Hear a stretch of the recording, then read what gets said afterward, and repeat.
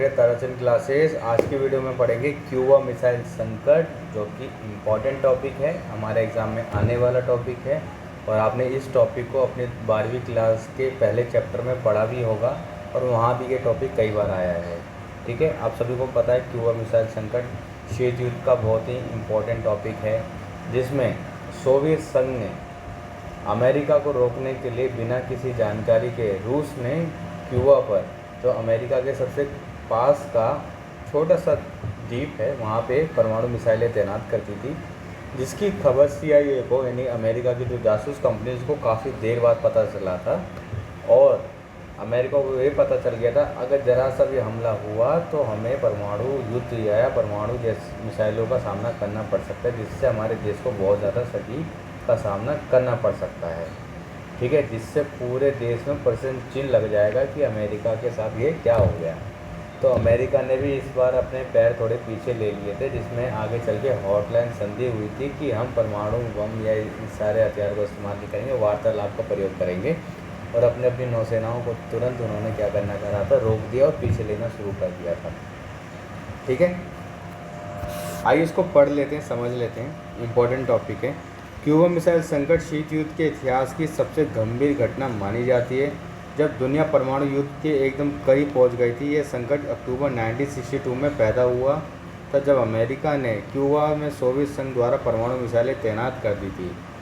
जानकारी प्राप्त हुई ये संकट केवल 13 दिन तक चला था, लेकिन इसकी तीव्रता ने पूरी दुनिया को भयभीत कर दिया था, क्योंकि अमेरिका का गलत एक कदम गलती से भी परमाणु बम की तरफ ले जा सकता था। क्योंकि अमेरिका के बहुत करीब का, जैसे श्रीलंका है ना, ऐसे ही समझ सको कि अमेरिका के एकदम बगल में ही था क्यूबा तट। ज़रा सी कोई दिक्कत होती तो तुरंत अमेरिका आधा ख़त्म था। परमाणु बम की मिसाइलों की रेंज इतनी ज़्यादा थी वहाँ पे, तो अमेरिका भी घबरा गया था एक बात से। शीत युद्ध के दौरान अमेरिका और सोवियत संघ दो महाशक्ति के रूप में उभरे थे। दोनों के बीच विचारधारा, सैन्य शक्ति और वैश्विक प्रभुत्व को लेकर प्रतिद्वंदिता, मतलब कंपटीशन स्टार्ट हो गया था। 1959 में फिदेल कास्ट्रो के नेतृत्व में क्यूबा में क्रांति हुई और अमेरिका समर्थित तानाशाह बटिस्टा को हटा दिया गया था। ठीक है, और हमारे फिदेल कास्ट्रो को वहाँ का राष्ट्रपति बनाया गया। कास्ट्रो ने क्यूबा को समाजवादी राष्ट्र घोषित किया और सोवियत संघ के साथ संबंध मजबूत कर लिए थे। और सोवियत संघ क्यूबा को फाइनेंशियल और आर्मी, मतलब वेपन्स और फाइनेंशियल और पॉलिटिकल तीनों तरीके से हेल्प कर रहा था। करना तो पड़ेगा ही। अमेरिका ने क्यूबा को अलग थलग करने की नीति अपनाई और 1961 में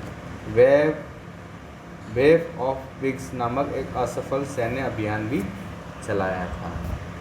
संकट की शुरुआत 1962 में अमेरिका के U-2 जासूसी विमान ने क्यूबा में सोवियत परमाणु मिसाइल ठिकाने की तस्वीरें ली, जो कि इसकी खबर काफ़ी देर में पता चली थी, जब तक सारी मिसाइलें सब कुछ सेट हो चुका था।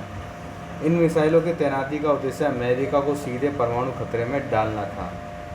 ठीक है, ताकि सोवियत संघ सामरिक संतुलन बना सके, यानी उसके सामने एक संतुलन बन जाए कि भैया ज़्यादा करोगे तो दिक्कत होगी। यहाँ भी कहा जाता है कि अमेरिका ने पहले तुर्की में सोवियत सीमा के पास परमाणु मिसाइलें तैनात की थी कि भाई ये तूने लगाई मैं भी लगा दूंगा, ऐसे होगा। जिसके जवाब में सोवियत संघ ने ये कदम उठाया था कि भैया आप एक कदम चलोगे तो मैं 10 कदम आगे हूँ।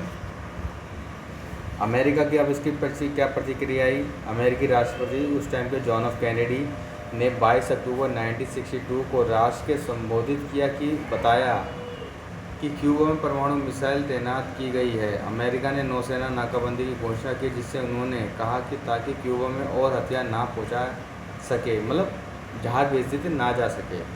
लेकिन परमाणु युद्ध का खतरा मंडराने लगा और पूरी दुनिया बेचैन हो गई थी, क्योंकि देखो वहाँ से वो भी शिप भेज रहे हैं, यहाँ से हमारा भी, मतलब क्यूबा पे रूस के द्वारा हथियार जा रहे हैं। अगर कोई भी शिप ज़रा सा भी हमला कर देगी तो भैया लड़ाई झगड़ा छिड़ सकता है। समाधान क्या हुआ इसका? कई दिनों तक तनावपूर्ण कूटनीति वार्ता के बाद सोवियत नेता निकिता क्रुश्चेव 28 अक्टूबर को समझौता किया। सोवियत संघ क्यूबा से मिसाइल हटा लिया गया और अमेरिका क्यूबा पर हमला नहीं करेगा। गुप्त रूप से अमेरिका ने तुर्की से अपनी मिसाइलें हटाने पर भी सहमति कर दी कि भैया आप भी हथियार हटा लो, हम भी हथियार हटा लेंगे, और क्यूबा हमारे बहुत पास का देश है, उस पर अगर हमला हो गया तो दिक्कत करेंगे। तो उन्होंने वो भी शर्त मान ली कि हम इस पर हमला नहीं करेंगे। क्यूबा मिसाइल संकट परमाणु युग की वह घड़ी थी जब पूरी मानवता विनाश के मुहाने पे खड़ी थी, यानी कि एकदम पास में थी, बस जरा सी देरी, हल्की सी चूक, लड़ाई झगड़े का रूप। लेकिन इस संकट से दुनिया ने यह सीखा कि प्रत्यक्ष युद्ध से बेहतर है कि संवाद और कूटनीति। सही बात है, सीधे तौर पर लड़ाई लड़ने से अच्छा है कि बातचीत के जरिए संवाद को ठीक करा जाए। इसके बाद अमेरिका और सोवियत संघ के बीच तनाव कम करने के लिए हॉटलाइन स्थापित की गई, जिसमें दोनों देश नेताओं के बीच सीधे संवाद की व्यवस्था की कि भैया लड़ाई झगड़ा नहीं करेंगे, बातचीत का हम इस्तेमाल करेंगे ताकि व्यवस्थाएं ठीक हो सके। ओके, तो ये इम्पॉर्टेंट टॉपिक है, हमारे एग्ज़ाम में आने वाली चीज़ है, तो इसको अच्छे से प्रिपेयर करें भाई साहब। मिलेंगे आपसे नेक्स्ट वीडियो में, जब तक हमारे चैनल को ये सब चीज़ें सब्सक्राइब करें।